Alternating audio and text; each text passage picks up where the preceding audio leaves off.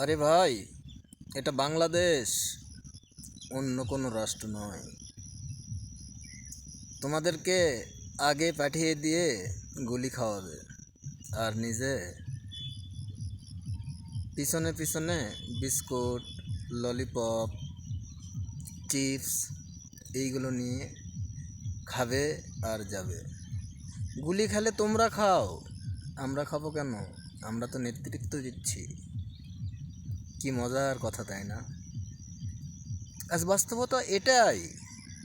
আপনি এই বাস্তবতা থেকে সরে যেতে পারবেন না, কোনো দিনই নয়। আপনি কি মনে করছেন জাতি জানে না, জাতি বোঝে না? জাতি কি মূর্খ? জাতি সব জানে, সব বোঝে, সব কিছু দেখছে। সময় আসলে জাতি অস্ত্র হাতে নেবে, যেমন 1971 সালে নিয়েছিল। সেই দিন পালাবার পথ পাবে না।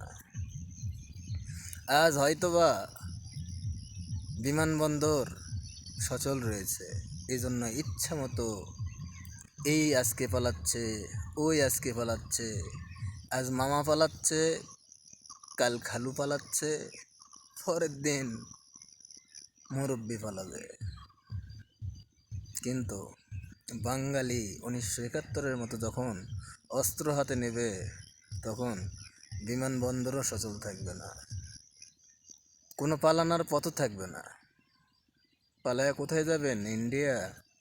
আপনি যে ইন্ডিয়াকে এখন বাঁশ দিচ্ছেন, ইন্ডিয়া কি সেই সময় পাশে থাকবে? কোনো দিন নয়। বা সীমান্ত এলাকায় যাবেন, পার হতে চাইবেন,